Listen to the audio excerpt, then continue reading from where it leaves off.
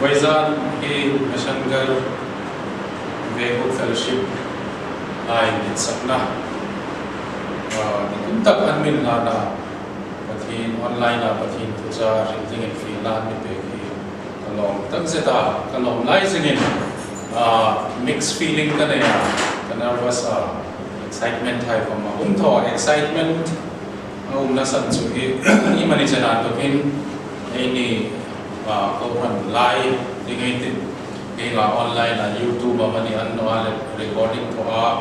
into Finland, Hilo, Tanda, in Asir Lane, to Faithing in Kayhom, Finland High, Kaloneta, Kanamu,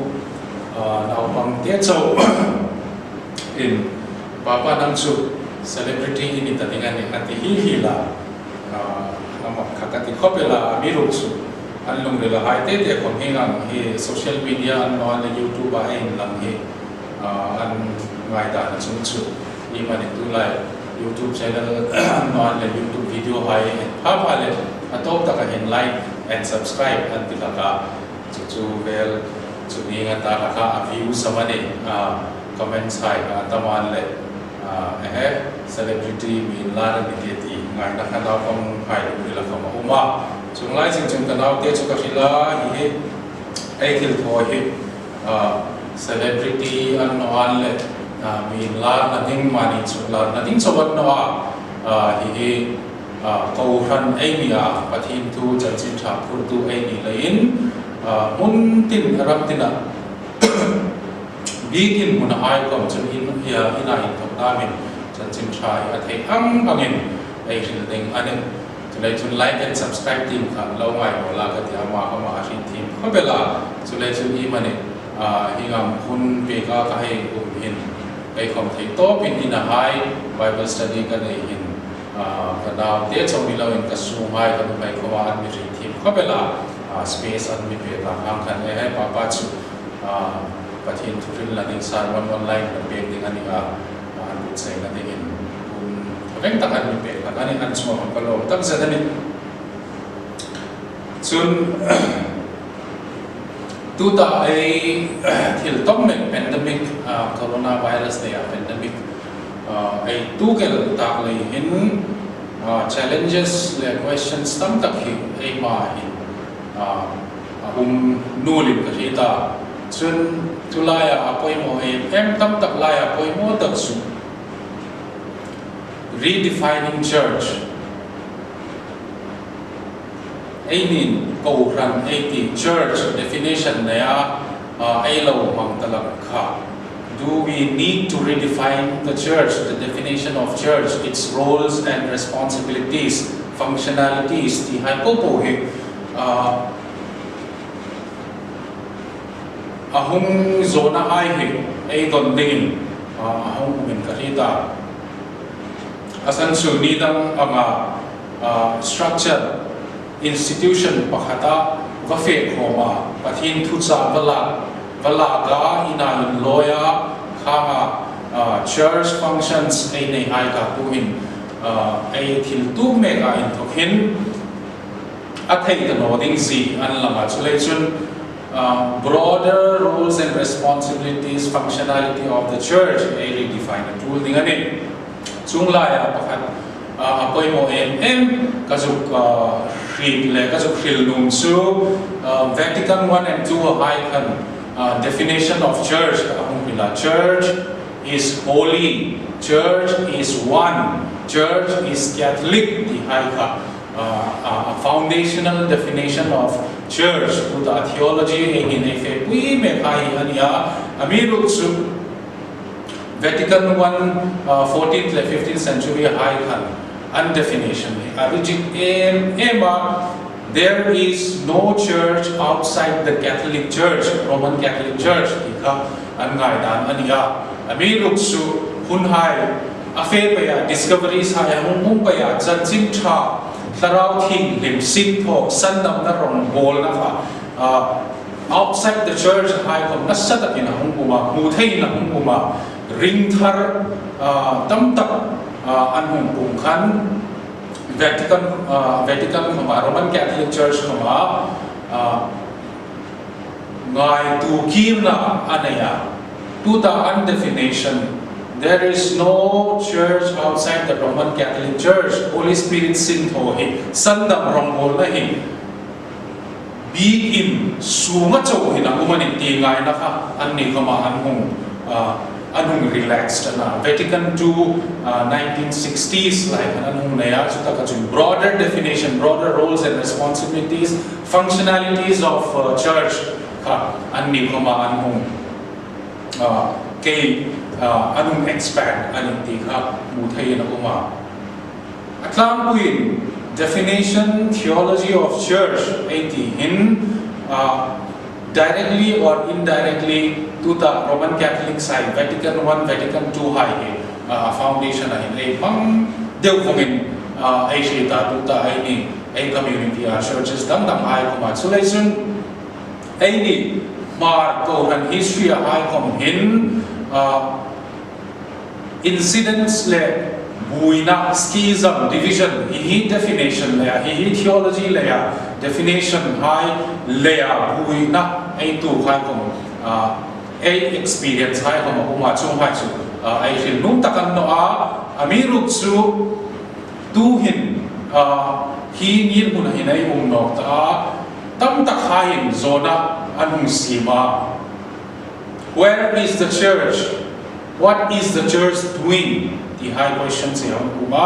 Sulai sun any church, the body of Christ, hain ay mai doing le ay lo introspecting to church. Any ranani. Amiru su hindi kunahin the work of the Holy Spirit. He being in structure su machawin. Limit to my a definition here, a structure and an institution at so in Roman Catholic side unload to rigid dewa definition unload there can I come limit the law validity in law ma tuta in tople matinga humpay una in defining church, redefining church, its role, responsibility, functionalities high him. Koran tinin ai ngai tu thara thulan in tisu priliu ang dewa ai thuril ma dinga ai thil du khai le ngai tu na hai challenges hai nervousness excitement hai le ka share ve toi te chu ani voi su ni ka thuril ding tak chu ai la lut no ni tu hin ai lut chaneta chu ma chun real life event hi pakat kaum fil nun ana ngun takin lo ngai tu ngai ta tu hin ina in thokin hi thu hil hi in ngai ding ani a then chu lai sung lai me ka then chu le kha dam ti min tan no le tv en malamin naw pang hai kom khang pui nek nakin in nel malamin an lo um the ani amiru chu tu hin in ko khomun la he ei thu hil tu pa pu stefanin real life event atil ding che oni ti Kung share no money here drama and no fiction command non fairy tale command non real life event kahing nuna katu kahing ling sewa ne chutaka in thoksun munde ngai tu ngin ta chutaka in thoksun ei thu ril na dinga ei lu dinga ne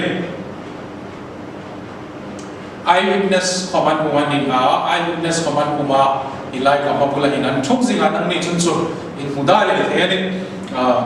chu na ti la tu mani ka ril pai dinga ne Cucu story in Jan dan Chu Calcutta in posting lai ani ka khat so in ka laka chun Calcutta airport dam tak chun chu in lo street le in lo sing na khamani ya Kolkata airport at pin ke ka na hi kilometer 6-7 pel ani 4-wheeler hi kathil dik be kam nol an no 2-wheeler ka kol na ka bullet nge ka kol na ka ni ka khal be dum la ka ni chun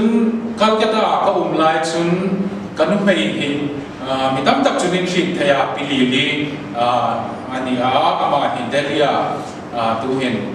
sin tho me kan ya hun i mani chena lo da ama khom kanin nei nung hin ama hi chol a hau dak lein ke hin sol limited holidays kanei lak lein เดลียเห็นกับเทโนจะได้มาเห็นกันไปเห็นโซลให้flexibility อันนี้เลยหุ่นหลักอันนี้สุดมีกันดิ่งซึ่งกัลกัตตาหุ่นเห็นอามาคำพูดเดินหุ่นหลักช่วงติเกตไทยกันบุกจบไปแล้วพูดเดินหุ่นหลักจุนเกย์กับที่นิจ้าตัดจุทุ่มนอครับหุ่นจอยร้อนนอละเบรกของมันเทียบจุนจุอาชีพไทยปัดตบครับเบรกโทรลีมันเองครับหุ่นจอยไม่รถติดแล้วกันจนหุ่นตั้งใหญ่กันเนี่ยเวลตั้มหุ่นเดลีก็หุ่นtransfer มาคำมาจากมาเห็นเวลาไปใครจุกันก็ได้กันมิเซลนี่นะหุ่นหลักเนี่ยหุ่นเห็นดูไม่ชุก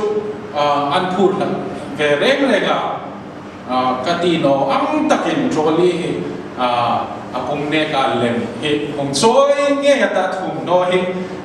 หักเสียงเราดิ้งการขัดสูงการขัดดำอย่างหุ่นจบละขนาดpasalin sinsu inzinal le tu dai hak ding le replacement ding piece cut piece ni hai au chun choi di tokel la no mai chu ka hin da ama kami ing imani ne an hak se lo ding khop hin an win thok ta la ni chu chu an hung ai lom lai zingin buina nek hi alo na ka ahung thung hin four wheeler he kanai no chule chun bike nge vapur he ka thol la ka ama hin on hour de na hung la ka chun airport in thokin ka in na hi heavy traffic hunani lane abu I take khopela chun national highway motor lane tak truck lane tak hai lu da ani lane two situation two unhoi no khopela uncomfortable ania chun risk prone ania accident high an noal le motor truck tak ka hong thang hai hin mi hong sukan ti mi hong gowan ti la on ekom incentive uma ni kai kata ding khoma chuta ka chun incentive uma ima ni taxi a hai da mai fe hin chu anunga luggage hai singai ta anunga ai pa ni chungai ta zukin ko ngoi ti hai vel kha abu tha ani chu nu ba ai ni license khom khan driver park hong lang lei kha ai kha ai tho num license in ai tho ngam lo thil hai ani lein ami nu chu bai kin ka va phur chun chu kan zukin phur cha khan anuman thokin ami hong ku hai te kha kha ai kha tla la uma an koi the ani ami ru chu ka zuk ti ta am khan bai ani lein mirim mi pakhat ai phura chuba ka trolley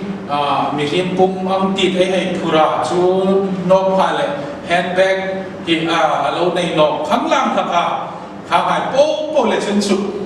risky thei khopela amiru chu hilaya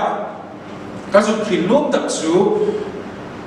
pilili hi kanum me ania amai na mi shinda ami zui na ning bai ka risk dewa ami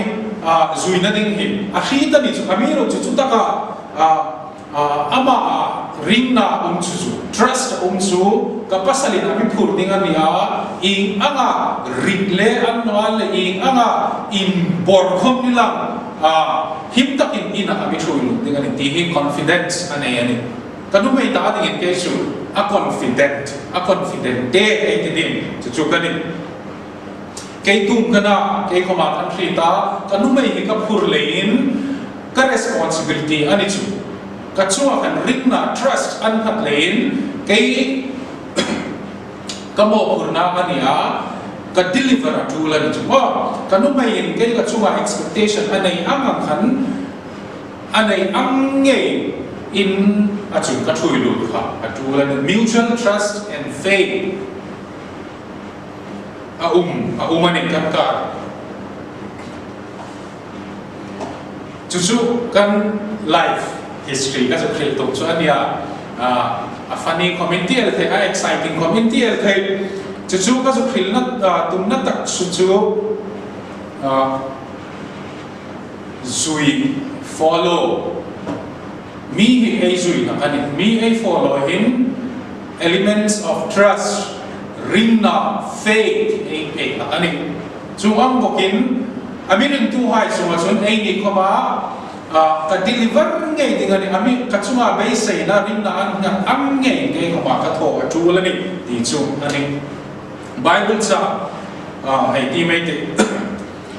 chan chin tha marka si bungli chang som tum paka an bokin som li le pakhat na chen ai tim dingani marka bungli chang som tum paka na an bokin som li le pakhat na chen hi ai rengin ai na hula khan lo en tu mai ta la zo ti mai te chun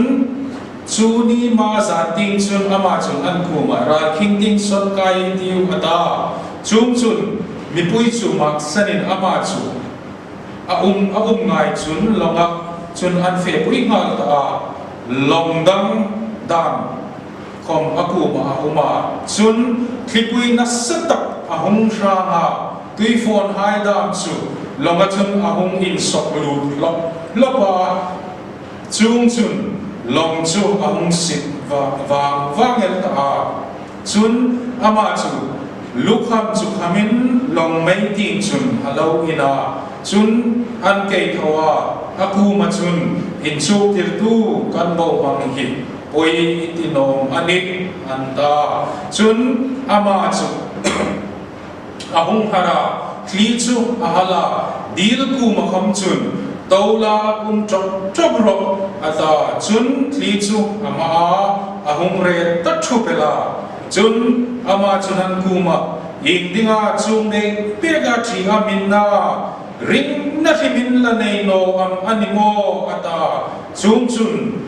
an chi ta bega hi mi pa hi tu am ani khile dil chen khamin athu an oi hi an in ti tola itaka azona poimo em hi mi pa hi tu am ani li ti ai lung ri lahin lo phang vang sin la ai nong tak setani tu kan chachin tha markazi ai ena gospel again Isu Krista chanchin zik tu anuma di palilai zetan umani chungai chu Dr. Luke Mathai le Zohan Hai anni tuta chanchin tuta event Isu Krista rang bola event poi mo tak ai tim su hi a parallel ang pui zik na ai kama uma chungai chu Mathai bungri chang som ning le pathuna taka som ni le pasarina muthei na uma chun Luka zik bungri chang som ni le pani ai taka som ni le pangana hi eventing an zik an pathumin an zik ani zohani na zik ve no chun hilai hi gospel zik tu pathum hai an zik dan hai hi parallel hi hai enai ta tu ta Bible sa ka hong tim ka total words ka 200 uma chun Mathai na zik hi 115 uma ni chun Luka in azik hi 159 azik ani chu a word composition hai and chun chu marka in azik hi elaborate takinan langa a word sai ka matama chu parallel study 8 hodan ding hai ai chu khilna ani chun gospel event hai hi Bible study amani ai nei pa him amal topa la khi an tho chi no chulei chun kha particular event kha parallel amani chun chu enei ta chuta ka chun thil tam tak details tam tak pakhatin aloi zi thei hil amani aloi zi mai hai ka gospel zi tu dam hai an lo adap sala kani chung hai chu abel khom pa le better understanding more conclusive a picture ka a moi lem na kani a fi nom zul na kani a hun a event hun mun le mihrim involve hai kom ka detail no zulin ai ri la kani emphasis I mana an pe ti hai kom ka bi ri la ka chung hai po chu Bible study ai nei na ding le pathin thu Isu Krista ai ri no zul na dinga poi mo em ai ri ding tul hai ani an chong bang hai an chong bang hai le an thumal hai en chat a study chat comparative study in a pa a theology hai kom ka chat hai ka fi takin an hum fil fi nok zul ha kani chun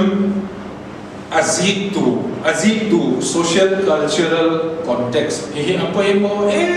mani mihrimin story ai nei semani event pakhat hi afilda award ai mangnum da anno le ai social le context cultural context dung zoin events in ai hil nung ka emphasis pe nung bi khai ko ai nei na kani chun azitu khom I ang mi mana I kha shit na ami pe na kani chulai chun parallel study ni apoi mo mani chulai chun vaizana marka an to ka ka team hi nakile mathain ingtina mana in words mana alo zepsa anno le lukan I mana alo hil sa hai kom ka ai hil se so ding ani lein lo in ringra ni ta kha mai ka ai lo in singra ding ani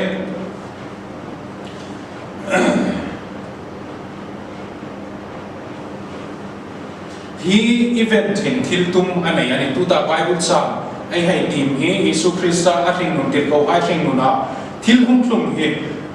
apoi mo em ani lein recorded 3 gospels are recorded ani lein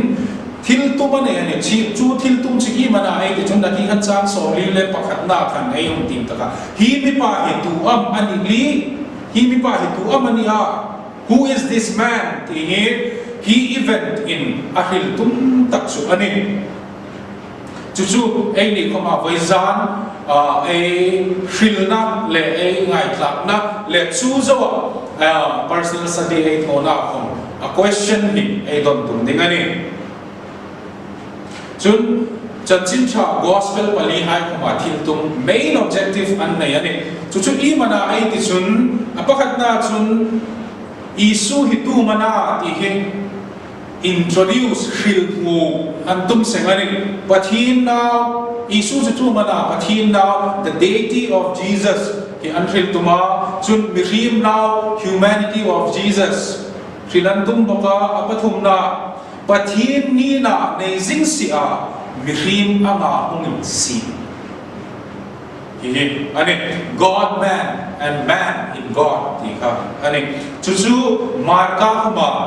ching takin alo shila bung khat chang khat na khan ha an chun ingkira mana azin pathin na pa Isu Krista chan ching cha tu ta chan ching cha ai shil voizana ai ngai tu hi pathin na pa Isu Krista the son of God pathin ni na neizing si mihrim anga sim ti ane zuksor chin nok matita Isu sandam tu anina ahon fil tu mani messiahship ai tilaka pathin ram thuru God's kingdom secret of God's kingdom ihai ania chun la sor chin no beta voizana e thu puining le ami e cham chabi ding tak chu Isu chu e ring na bulpui chatun lungpui Krista foundation of our faith ani chu e zong ding tak chu chulen chun atai kala in har sat na kara ring na zong har sat na kara ring na zong finding faith in time of crisis finding faith in time of crisis hi voisuna engir mun lahin irrelevant khobelin kashita nangni khoma sungai tu illa where is faith naking kam kanai shilta where is God where is church I hai po ka in ahum samsa bang dengan especially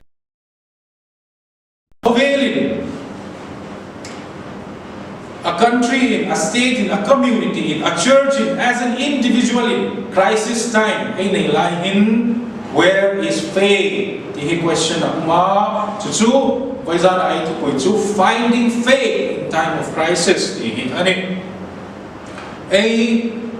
Bible sa klangakan luday ta ang masataka ay ending to 35 le 36 ay endsun Isu Krista in Ral kinting son kai tiu at ini a feel na asimani boat right dingin a feel ani a rule high azir dir high kumakan mo ahun hi zanting hunani a chun atlang point Isu Krista a ministry thoda nei en chun mipui highlight in involvement in nasadawana nei a thu ahila thilmak hai athwa science hai apeka chun te khi thu hai ahil na kane chu azir tir hai hi zanting hunane fin rela athuya chu te khi thu chu thilmak thole in sing na hai kha ahil fi la ane bungli chang khatna khanai en chun te khi thu thil tum chun fin rela lain akuma som le pani hai le midang hai chu te khi tu chu anin ton fela atia ho fin rela hin selected few hai abigin azir tir hai athui laga chung hai secret kingdoms God's kingdom secret, messianic secret, son of God, iti hai popoka, mihim na manina secret hai ka, teki tu tongkan, anilain tongkan, ahil fil hagani. Amun hi Galilee deal, anzik na ato Galilee Isu Krista a ministry attract high and to Galilee deal. Nidingin an langa Galilee deal I mean tuipui 80 high sea 80 high han no chun Galilee deal freshwater lake ania chun sea level in an nui kopela second lowest ani lane aumna a landscape is chun chu an nui kopela chun hi freshwater ani lane very resourceful nga kom tam takan umani gospel hai ko mai na zirtir hai ko ma an ministry Isu Krista an sui nung kom kan nga tam takan ko manani ti hai incident sai ai bang wa chun out of the gospel tu lai kovela hai kom tam takai muding in wa Galilee di lahin nga hi tamani ti he ai shri na ne chun Galilee deal hi a landscape hi ai shri thim na ding la thrill ma data 53 km circumference ani alen angre ani chun a long length hi 21 km ani chun a width hi 13 km ani chun Galilee deal hi thlang in sang tak fit sang le zanga fit zani vel in a north le northwesting in uma an hul khuba chule chun a big in zanting hun zan hun hai hin khi hin satak in hung thram kha thlang le khanan wa in toka thlang to in ahung reverse Galilee di la chun thipui angin ahung thram la ne wave angin ahung thram chun tui phone hai na satak in ahung sim la ne chu thil chu hilai ai Bible chang akhom kan ahung in la ne chun hitaka hai tu ha man nai ti chun Isu Krista ani chun thui hai hi tu ha man nia ai ti chun an life history hai and chun chu abi kin an ni Galilee deal asevela hai an mi deu vamani Yesu Christa in thui roi som le pani a feel hai kha Galilee dil asevela deu vamani a aram le alailum khi em man ne chun abikin hilai thui roi som pani lai lem chu ngaman tu kha pali an umana chung hai lem chu Galilee dil he intina mane e jeng an playground anga an chin lighting an saili na in thoka i man Yesu Christa in ako ma po kha an playground an train mo an khosak na an fak zong na mun ani le an treat em ding ani atui phone hai kam ring an taxi pui hai kam hong rang na ni an treat ding ani chun an ring nu na hai kam kan vai tam tak an experience kam ei ring ani chule chun an ni ta ding chun chu Kakha location, a very familiar place. And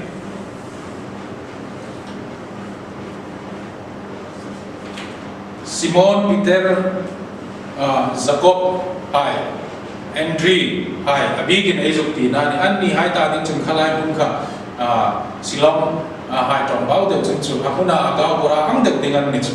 and treat the Ludinganichu, Jun Imane, in the boss there. An a leader ang deu da min an lo umel lim ti hai chen khom ngai tu na thil the ani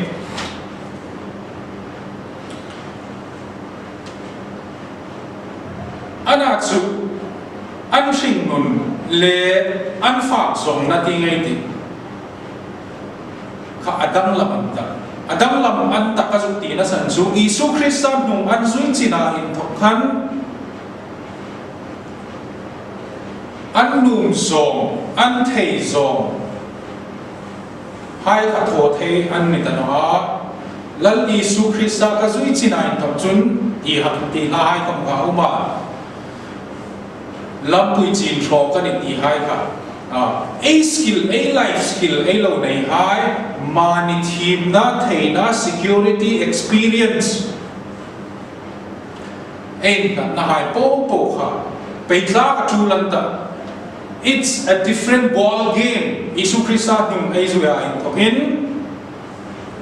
Ay nung zong ay thotay tanoa ay thay zong kong. Ay nung angangin ay thotay tanoa ni. Ay skills hay, ay experience hay.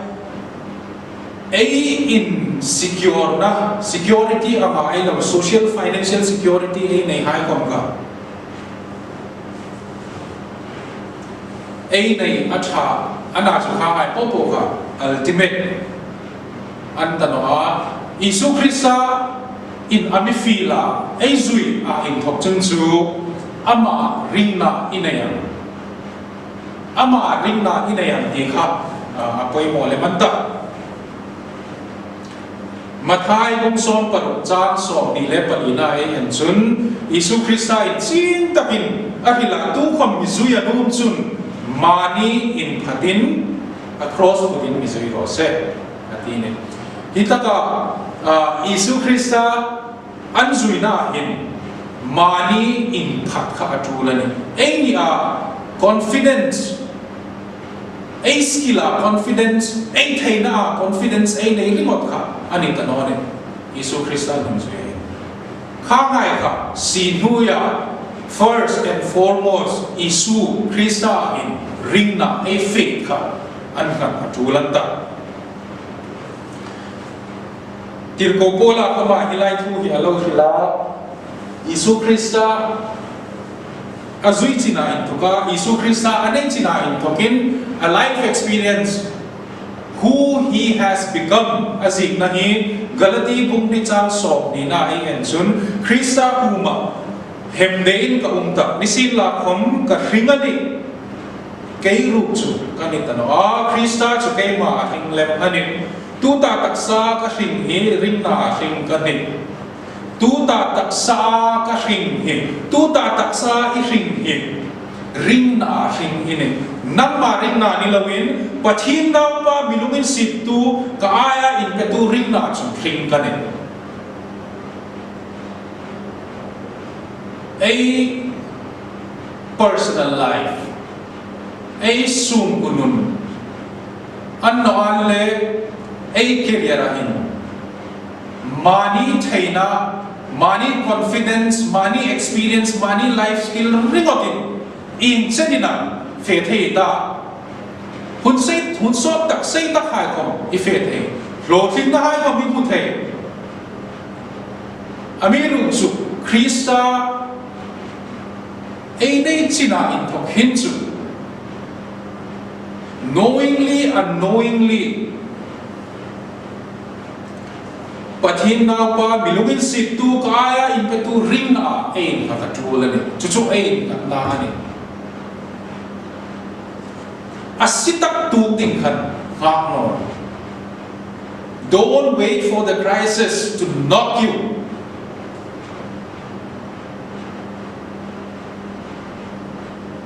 pathin zong ding hin harsat na tit na beidong na mang na hai hin ei ngak vei ni chun chu hri thim no na lifelong in sir na hai hin ei palai ti thi na chu thu hai ko ani tho ani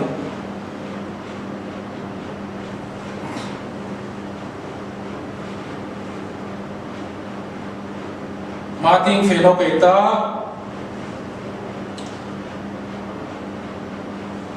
sang som thum le pasarina an thoka som thum le pakuna chen ilo en no beta hipui na satak ahung tranga tui phone hai dam su longa chun ahung in sok lu hok lopa atini ring nun tui phone na Krista bel in lam ring nun tui phone na Krista bel in lam ihi ani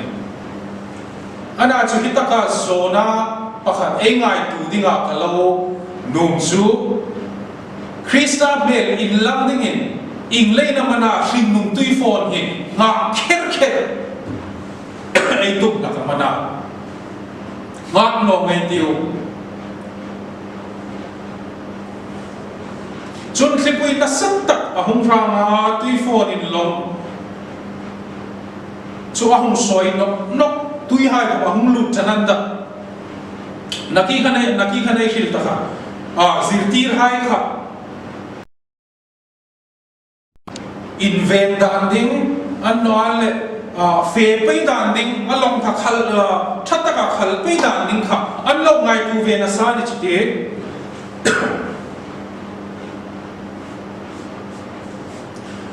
ni danga hui takle ngam pataka an lo che namun an workplace ke kom ni danga ka theina ka thim na in mata ngam pataka ka lo che namun chu office ana ka insum ku ani rule le pai hai ka alo ni the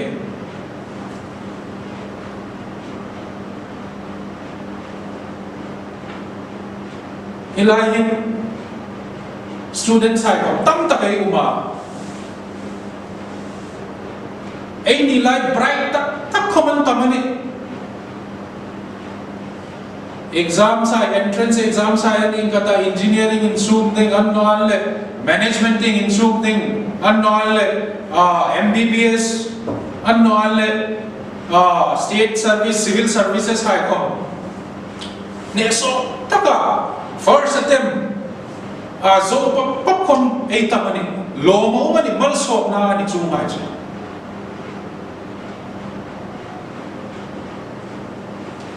ana chhing hai po I workplace lo thing na tu chena I muna nam le nam I team na le I theina zara I hung kai na hun I chet na hun self sufficient self efficient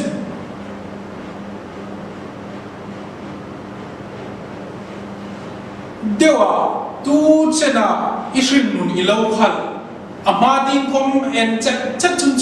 future is bright, detaining kopa Thalai cham tham khamai tamani mani talent anno nasak team music hai kom rem team anno le teaching team administration team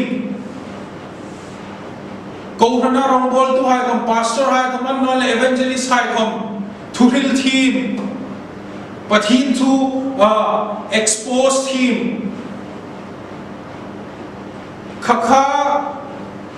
playground your own confidence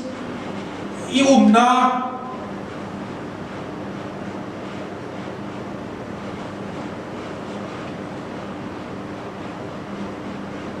khalai kom khan isu me anlam atun ani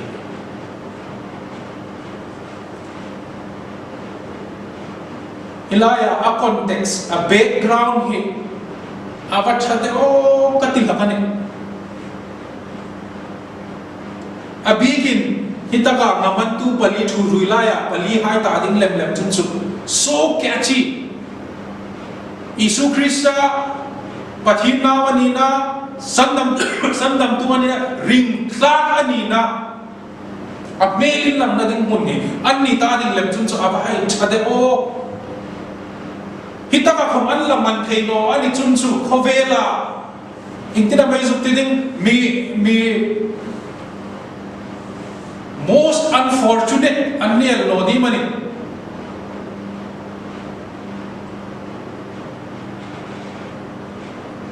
Christian family ai pinga Sunday school surrounding ai na ya ring to nawai Christian circle ai hung pinga ai hung sailina rulle pai hai hum Christian background an to ka hung vong Christian school ai kaya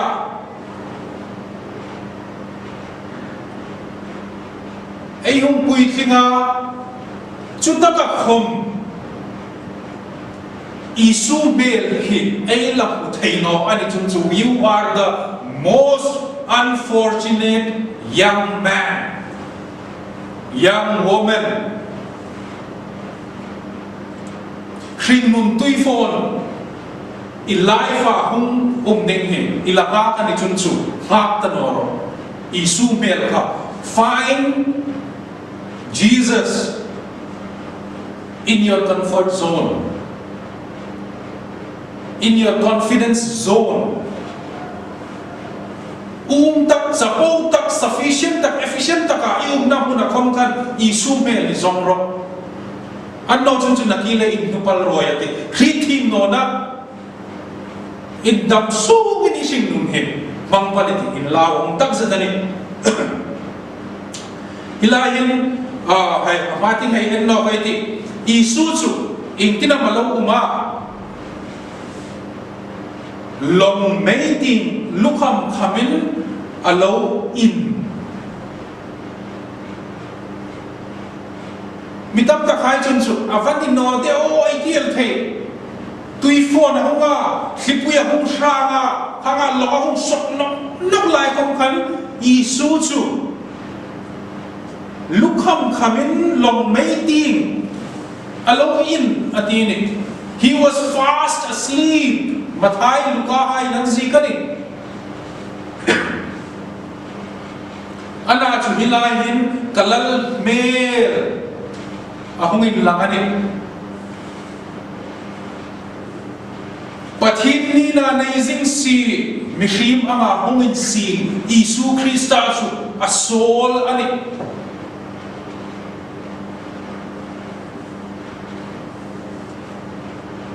soon niklakin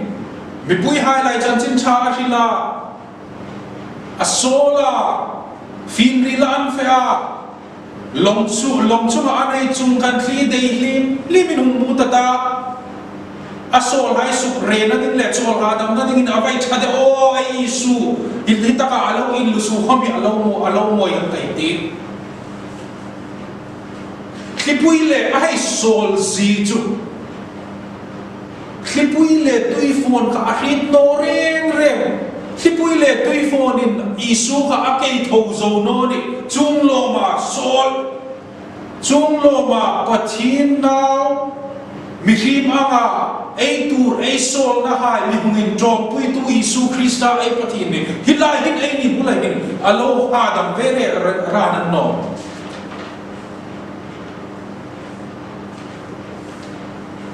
hitaka isu mel ringun tui phone har sat taka an lai chun isu Krista mel hungin lang chu imana Pinjam damsar nat le saktuk thei Isu Krista ai ne somebody with whom I can relate humanly chuchu ai Isu Krista ani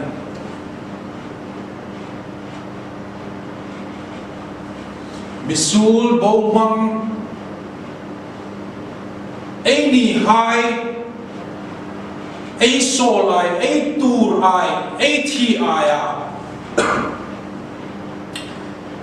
Calvary cross chen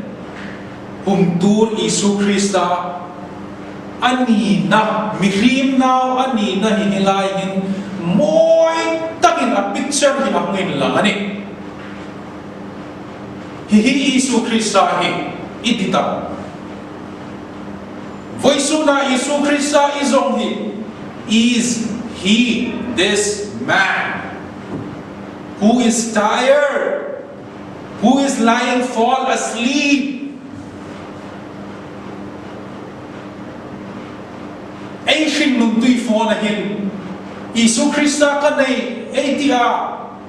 unless where is God when it hurts? Leka buhay ka man si kanina team nung dewa ni experience tam takay questions ay nila kanin ana chukangay kung ka it's a valid question faith lesson amipek na kanihingahin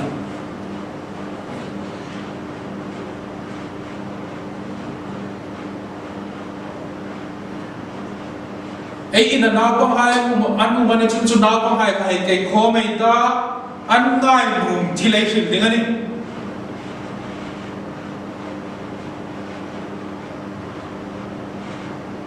napang hay katadang lo ngay la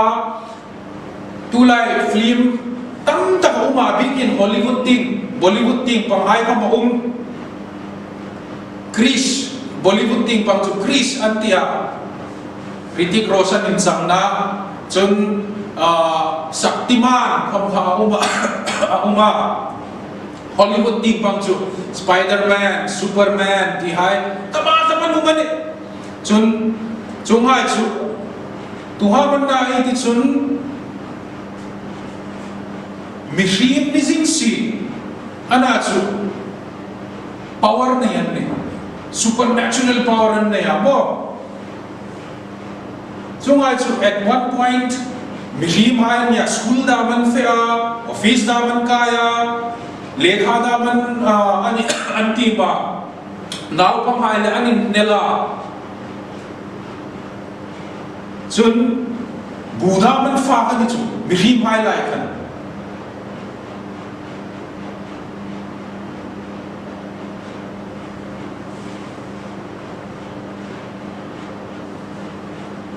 ana chu hundang ai en nok chun chu buina harsat na hum pha le school ada naw pang hai ka enroll hai an bully chewa suddenly irul pa pakhat ka azak wa hum li pa Superman dam kisila avan hoy om de mo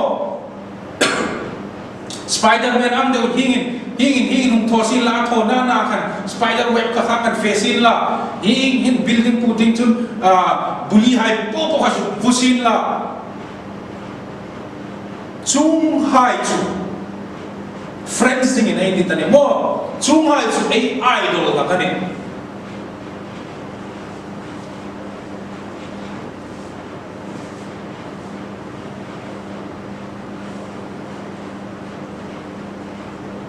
cái không cần nào nuôi superhero hi alo idolize me idolize pa tak hi alo idolize no ve khopela sazam mantia am da ganti la kane chung da me chu superhero an no le superman kha ai da ka ei be sei la kane chu try ti la kane we want to be friends with them ana chu Hilaya Isu Christa mel Isu Christa thil tho theina hungin lam tu chena ai en chung chung lo in lu su ani khati a context le ai en chung chung avan me no de o ai tiel the amiru chu amati hei en no kai ka chang som thum le pakuna an to gen ei tim khazar zar chung chu Isu Christa chu amung hara khi chu ahala dil ku ma khom chun dola tok tok ro atine thil sim po po chunga thunei tu pathin Isu Christa mel amuin lang ani deity of Jesus Christ. But he now anina. Ahungin lang ani. Kli ahala apakat na deal kom chok chok dingin thu apeka.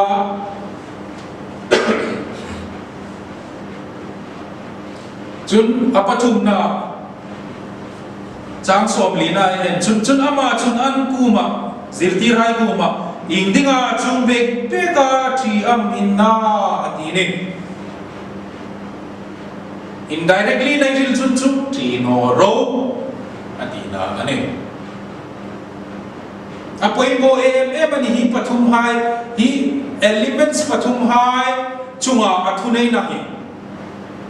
kli kha ahal rea deal kom ka chok chok ding in thua pe ka chun athui hlui hai sunga in thok khom khan fear elements of fear ka chitna ka alarm tok pe kani three ways thunei na ka mu thei na kumani isu in asian nu na hin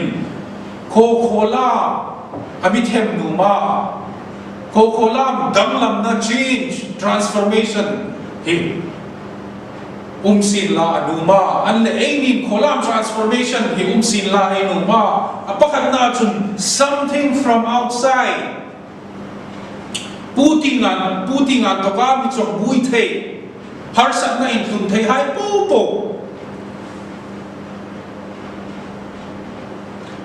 achang la hin ka personal life anon le ay sung kunun ay kauran nun ay khotlam nun an hoi thei we are very secure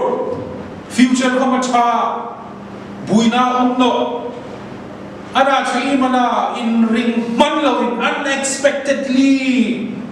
puting an thoka thil umai na mi su moi ta na kani chu li pui ai di kha ani Sungai laya example pakhat chu tu da ai pandemic hi tunam ai lung rila ai lo ngai tua tunam ai lo hisa pa hing lom har sat na min thun thei ati ti hai ke ni konven bu khan China khan Wuhan khan problem hung chana thok khan kan lo in but sai ya safdar jang area venbook chun chu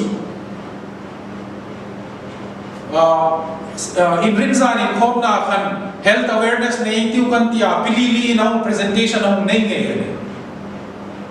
presentation na hung naya hingai fever umata chungai chu kangan symptoms ai ga tam tak khangan hung rila ana chu kha ala sot no vele March second week first week second week vela ni ka thita ni Kamun lai kan in chung chapa a presentation, health awareness presentation against coronavirus. ông thọ khăn tu không mà serious in khăn lang là khăn phim tu mà mình lúc am cái in kaya sofa chân cái in chung khăn khăn discussion cái này anh chứ ấy khăn lúc serious nó ta luôn chứ anh nào chứ enro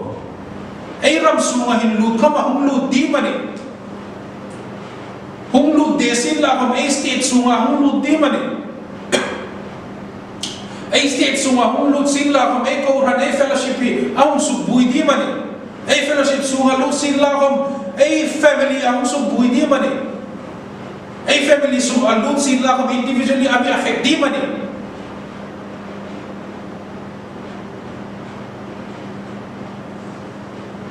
khang hun lai khan ấy lâu serious nó na tu nak hin chu ấy su khan le mas in ku không in ku ngam lo nu ba không in ku ngam ta no hi la ni te tu lai office ấy phải ăn le ấy ina cái không looting không ai nào ai ấy nu mai hai screening ấy ăn đi thua ấy thùng nó hai tu la ăn đi CP ka ruk thalen bathroom ting ấy phải tu chui ấy nghiền hunan ta chute something from outside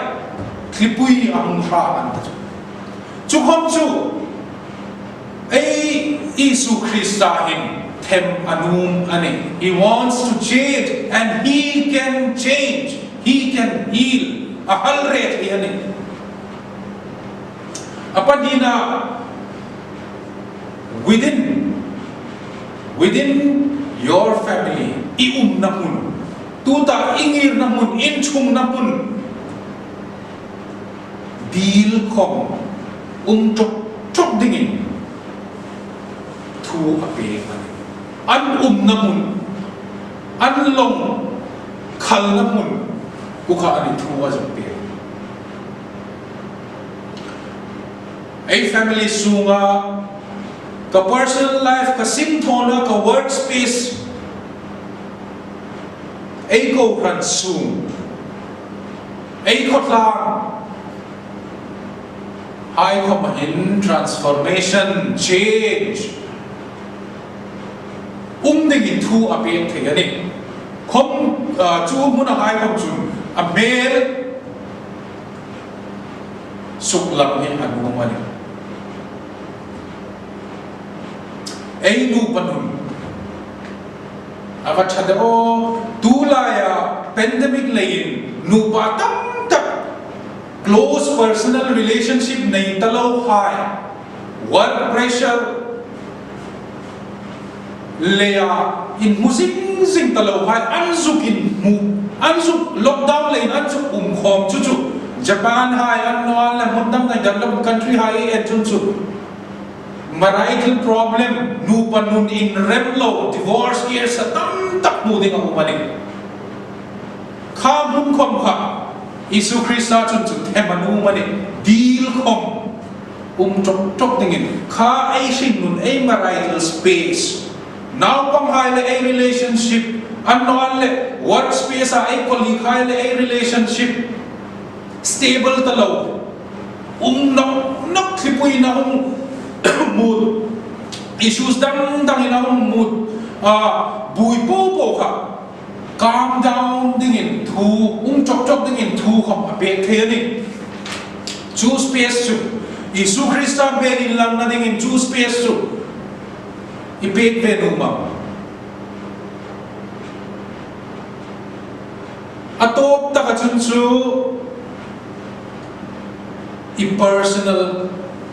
personal space individual ka them anu mani thui hai ku machun ing dinga intipe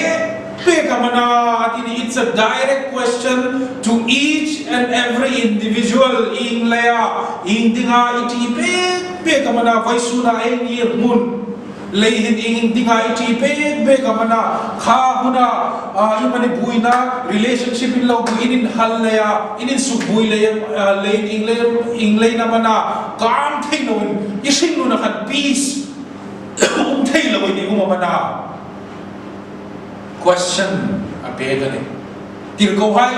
tir hai ku ma chan question apega he text a team in ai ni ku ma question am apega ni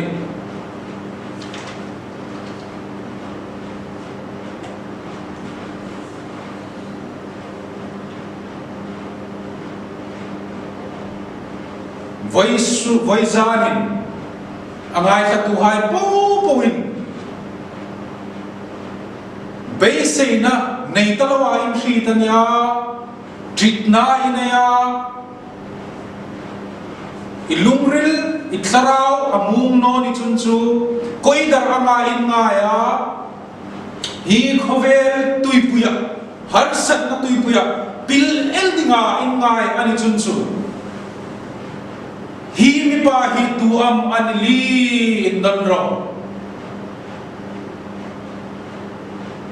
zirtir hain khanglo loma thidingir munakhan Isu Krista kha abel ka anmu nung kom kan hi mi pa hi tu amana deal chen khamina thu an noi klile deal chen khamina thu an noi ni hi mi pa hi tu amana ka ring nun hai khom su dam lam thei tu hi tu am ana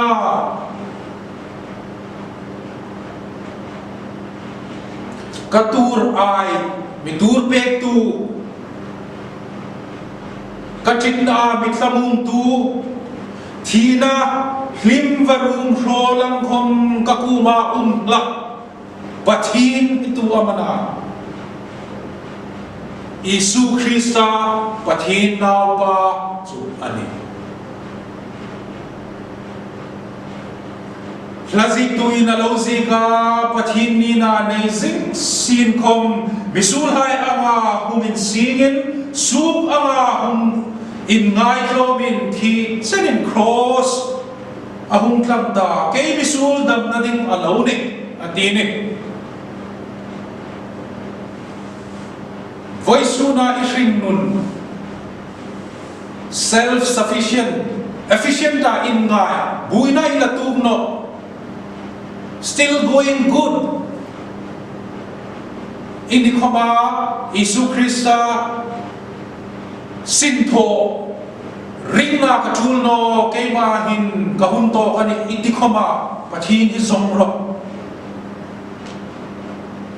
pathin chunsu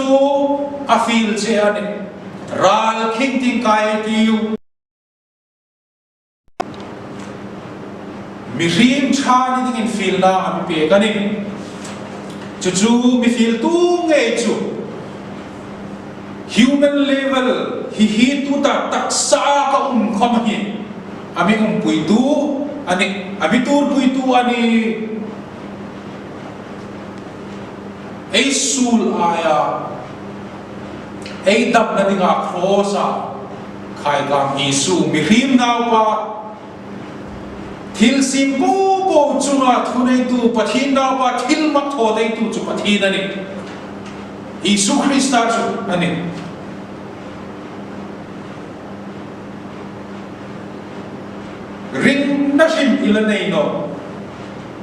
ring na sim ilanei no mani ilanei no mani ti hi zona kham hi indon la ilanei no ani chun voisuna harsat na hinglom loma ai tu ka bek him Isu Krista hi zongro chitna ai nei sengani Isu Krista hi zongro ei ring na bulpui Isu Krista foundation of our faith Jesus Christ is zongro harsat nakarahin ring na ei zong dingani so ang taka ei zonga ami zong tuin ami pustasa chu ani ei ni ei lungre ei ko atual ni so ang taka ring na ei puwa harsat nakara hin na haya khom amale ai zing theina dingin pathinin athu ei khil chu ei chan sega man mi som pe ro se